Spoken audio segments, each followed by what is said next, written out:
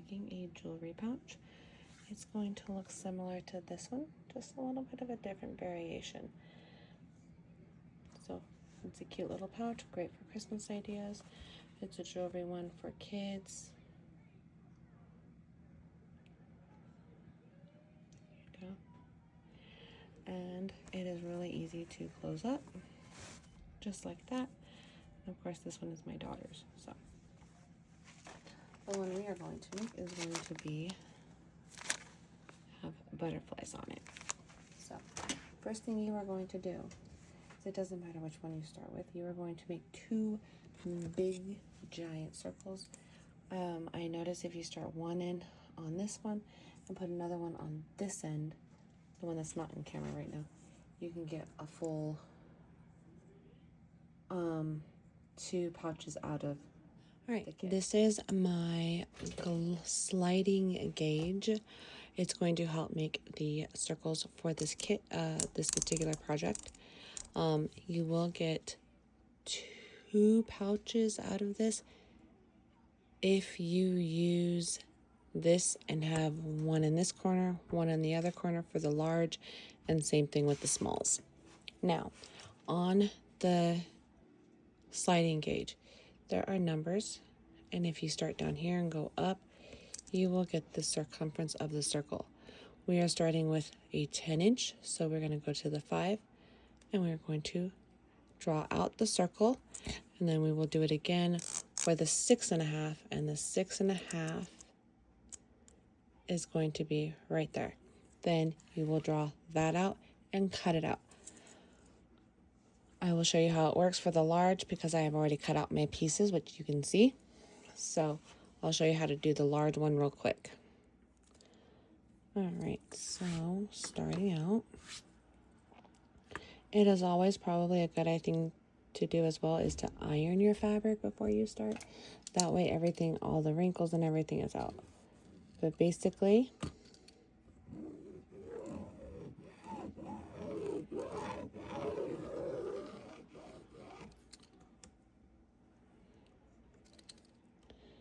you're going to do it like that.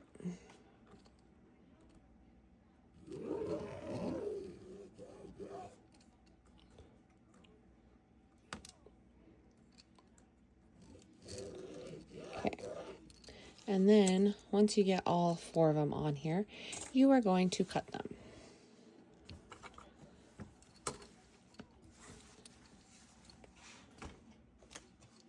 And then they end up looking something like this. You have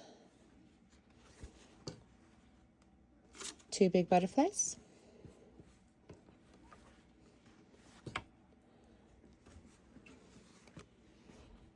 2 little butterflies, 2 big whatever color you want to call this. I'm not sure what we're going to call it. We're just going to call it purple and blue. You'll have 2 big purple and blues and 2 small purple and blues. Now, what we are going to do is we are going to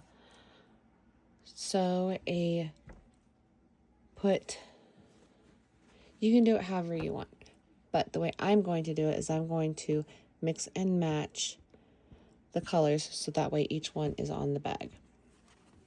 And so 1 butterfly, small circle, 1 purple, pink, and blue circle together, and then 1 large pink, purple, and blue circle, and 1 big butterfly circle.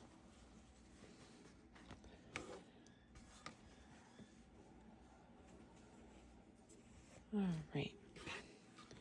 And now what we're going to do is you're going to put right sides together, and you are going to sew a 1/2 inch seam allowance all the way around the circle, leaving yourself a 1.5 inch opening. So I'm going to go ahead and pin both circles, or all 4 circles, I should say, together. And then I'm going to sew that 1/2 inch circumference all the way around. Remember, leaving the 1.5 inch turn spot for the circles. So for this part, I will clip and pin just to keep everything nice and secure. All right, so once you get everything all clipped and pinned, you are now going to sew a 1/2 inch around the circles on both, leaving yourself a 1.5 inch opening for turning. All right, so let's go ahead and get that done. All right, now that both circles have been sewed on and have the seam all the way around, leaving your 1.5 inch turn, you are now going to do pinking shears or the pinking blade with your rotocutter going around the circle to reduce the bulk once you turn this right sides out. So I'm going to do that now.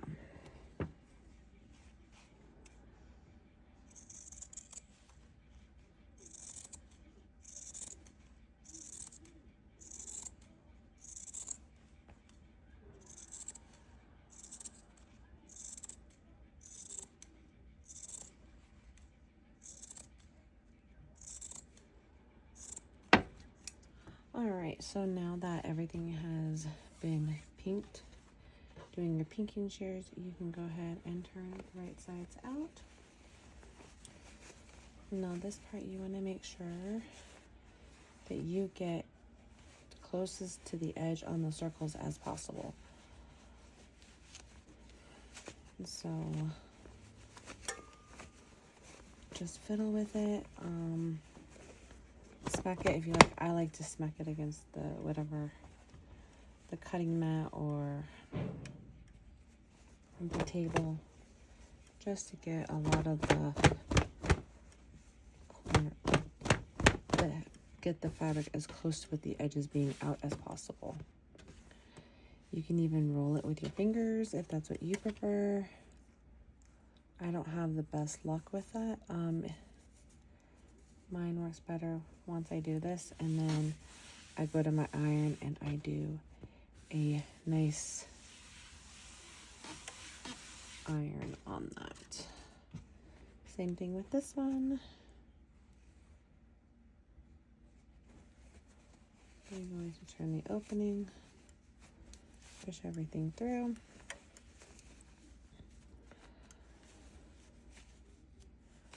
All right, and then once you get everything right sides out, get all your edges, roll your fingers, however you want to do it.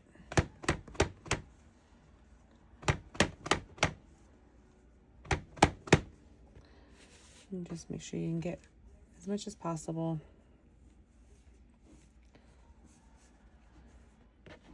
And then what I like to do, because it's just easier for me, is on my dirty board. I've had this one for a while, this wool pressing mat.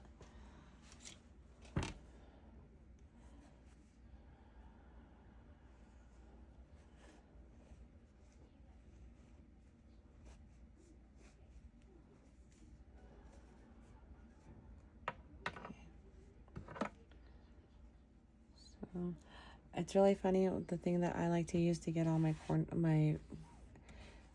corners and my edges out on a circle or a square is I use a knitting needle.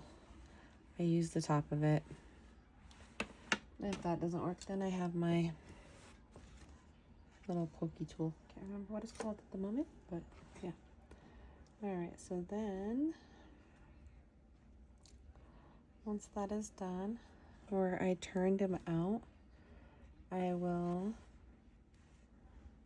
go ahead and iron it to make sure it stays nice and flat. I'm not using any heat on it. I am just using, or I'm not using any water, not heat, sorry. I am not using any water on this. So that way, when I go to sew it, nothing is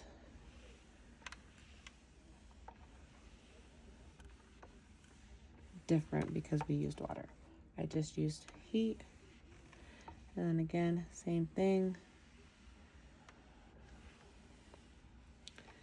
I'm just trying to make sure that everything is in a circle.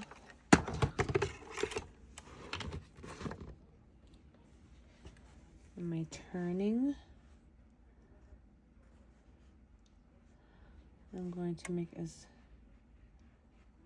much possible first.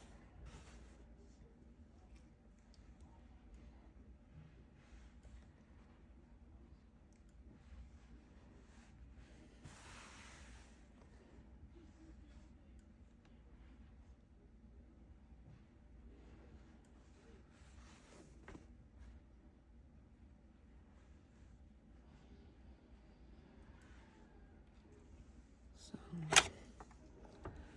think I'll just do it this way.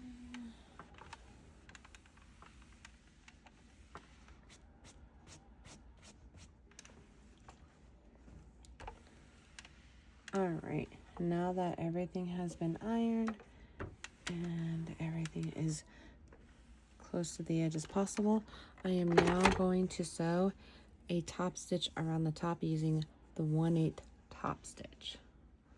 So I'll go all the way around using the 1/8. All right, so now after you've gotten the top stitch done, we are going to make the pockets for the inside. So what we'll do is we are going to take our small little one,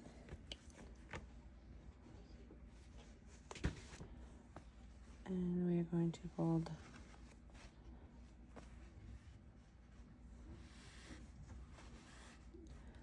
that the best you can to the middle. Now this is the part where you can either make 4 pockets, 8 pockets. I like 4, it doesn't make it too cluttered, but if you want to do something different, you can do something different.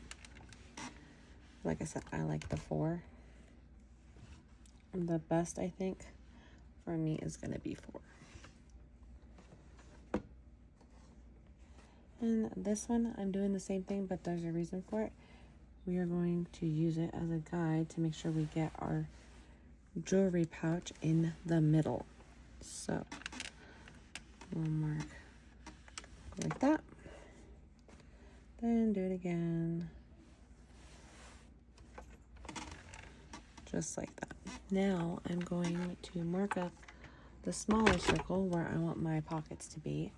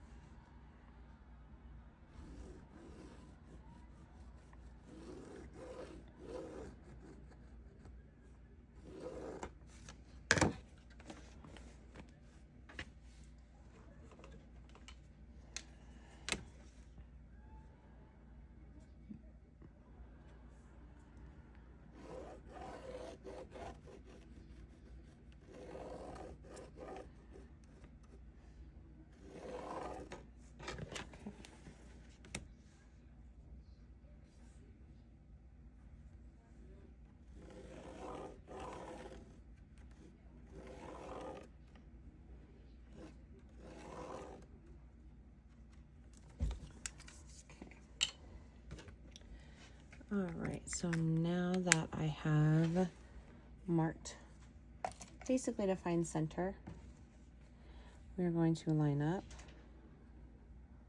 the middle with each side. That way, when it goes like, so that way everything is now what you're going to do is you're going to stitch from here to here, and you're going to do a back stitch, and the same thing with this one. All right, so what I've done is I have pinned it and I have marked my lines to find my center. Now I'm going to take it over to my sewing machine and sew just the small one on. I'm going to do a back stitch on all the stitches on the small circle.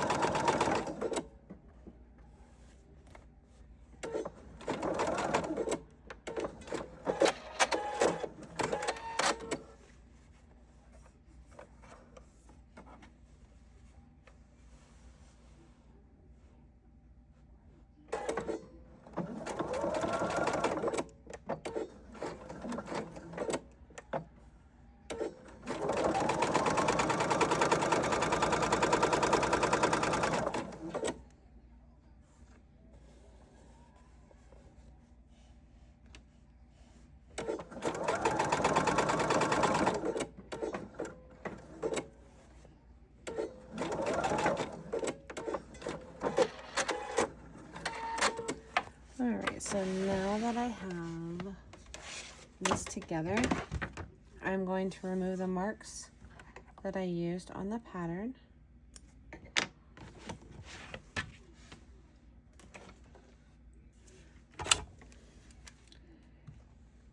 Now, if you want, go ahead and leave 2 marking lines on here. I'll explain that in a minute. Alright, so if you want to leave 2 that are opposite of each other, go right ahead and do that.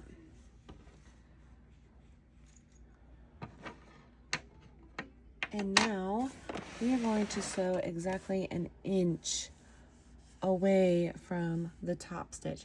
That'll give our casing for our ribbon.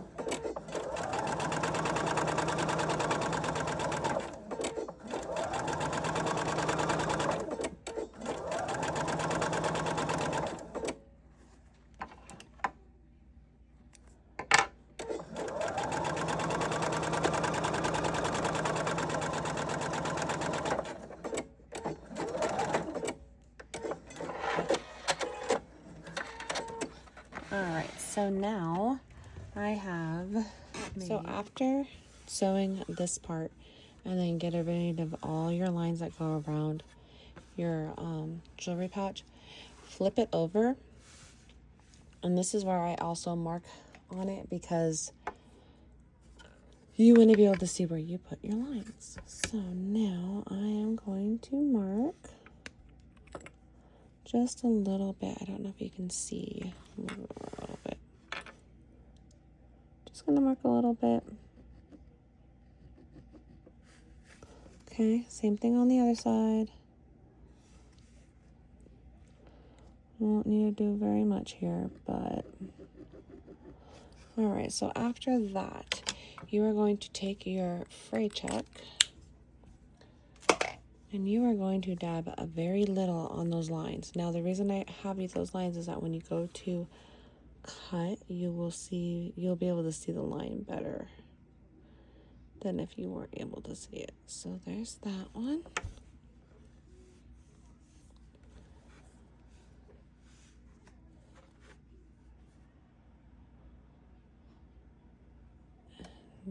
You don't need very much, just a little bit will get you really far.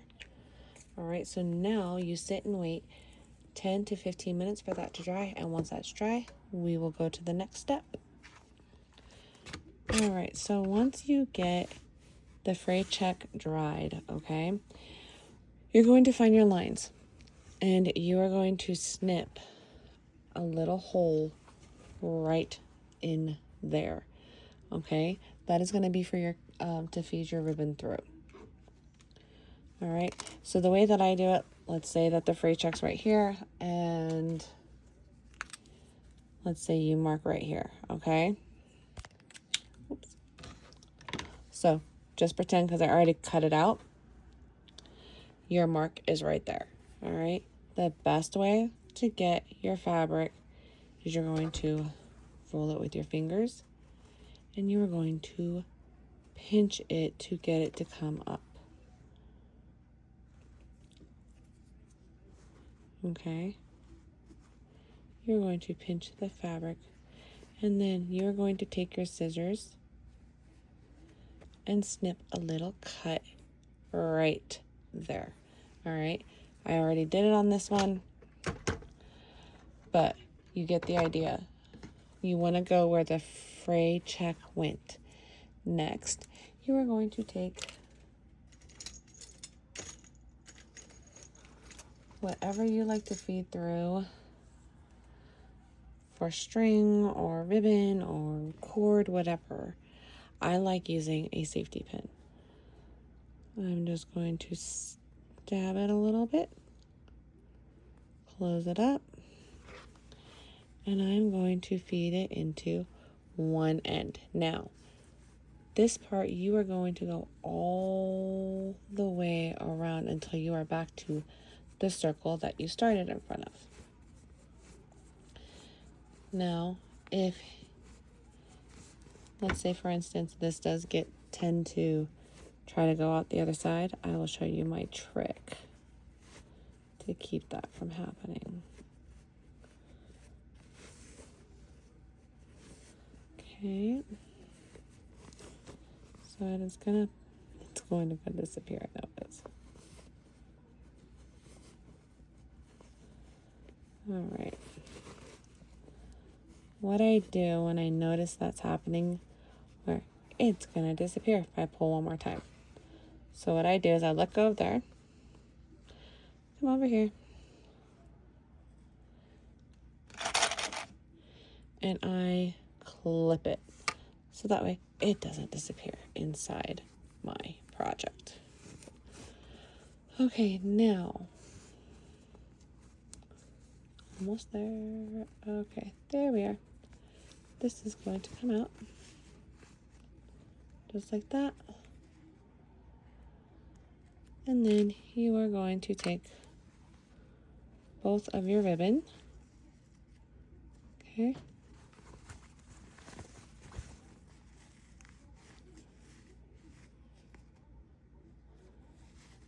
and do it like that, okay. Now, while I feed the other one through, I'm not going to tie this one off yet, okay. You are going to find your other little cut in the fabric, and you're going to feed the next one all the way around as well.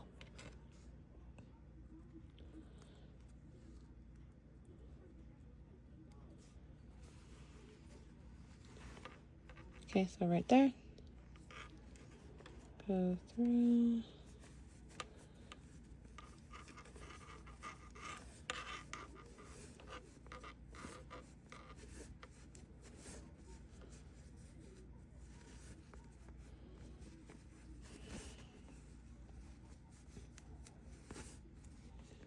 Okay, again, keep an eye on that ribbon.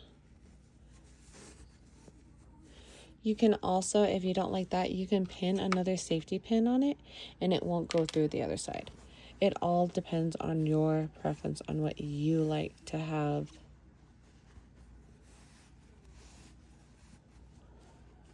What you're comfortable with. I am comfortable with this way, but that's because I don't really want to have to use another safety pin.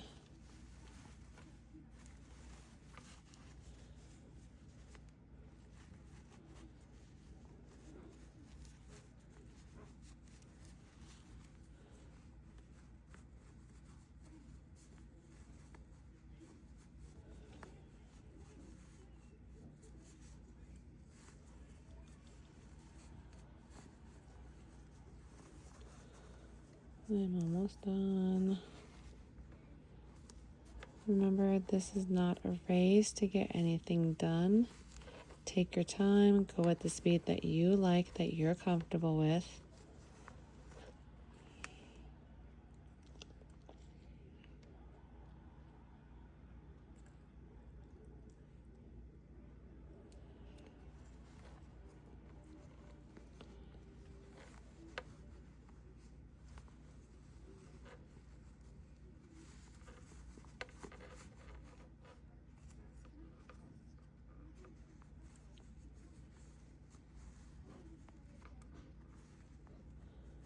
Okay.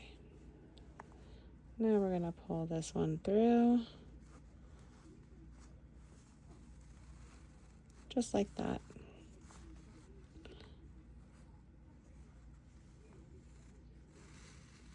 Okay. Now what I'm going to do is I'm going to tie off my ribbon. I'm going to leave myself enough to a tail, okay? But you are going to want to at least give yourself, I don't know, half an inch, whatever you're really comfortable giving yourself.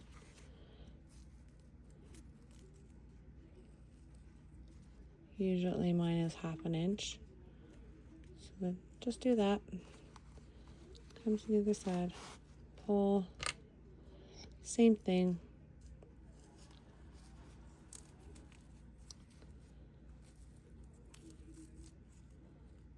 Half inch. Or however you want to pull it. Alright, so once you got everything done and you have everything tied up, right, you have this adorable little pouch. And it will hold your jewelry. It's great for kids. You can even make it a coin purse for some kids, I know. But all you have to do to close it is you pull on the 2 drawstrings. Just like that. And there you go. And you can even, if you want, you can add beads or buttons on the bottom of these just to make sure to give you a little bit of room.